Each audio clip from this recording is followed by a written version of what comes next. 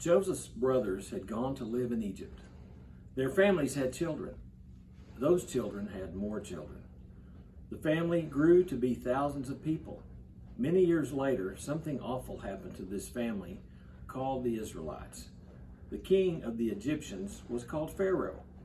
Egyptian pharaohs, or kings, had been kind to the Israelites because of the way Joseph had helped Egypt. But now there was a new Pharaoh. He didn't care about what Joseph had done. What he did care about was that there were so many of those Israelites. He was worried that the Israelites might take over his country. So Pharaoh made the Israelites slaves. They were forced to build cities. They had to make bricks out of mud and straw. It was hard, hot work. The Israelites were sad and angry at the way they were being treated. Then life got even worse. Pharaoh made a law that all Israelite baby boys were to be killed. But one baby boy was saved, Moses.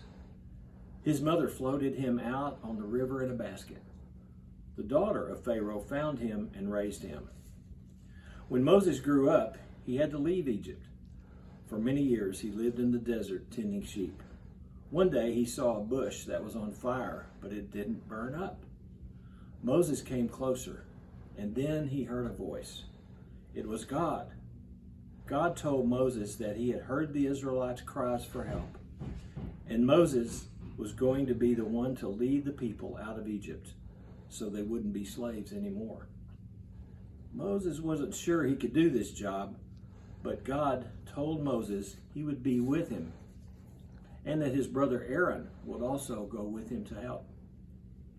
Moses and Aaron obeyed God and went to talk to Pharaoh. They told him God wanted the Israelites to leave Egypt, but Pharaoh kept saying no. So God sent to Egypt 10 troubles, called plagues, to make Pharaoh obey God. One trouble God sent was frogs. Frogs were everywhere. They were in beds and cooking pots and jumping out of trees onto people's heads. There were 9 other awful things God sent too.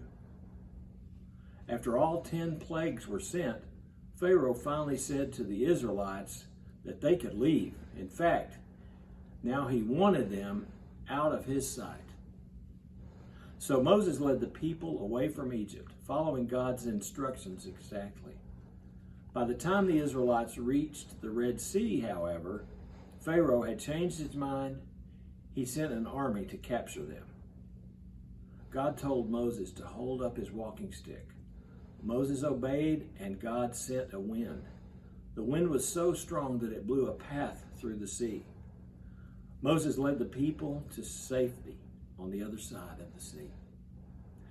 When the Egyptian army tried to follow, the sea went back to its place, but the Israelites were safe. Moses led the people into the desert to a mountain called Mount Sinai. God gave Moses 10 special commands to teach all of the people to follow. They are called the 10 Commandments. God gave other instructions that Moses wrote down.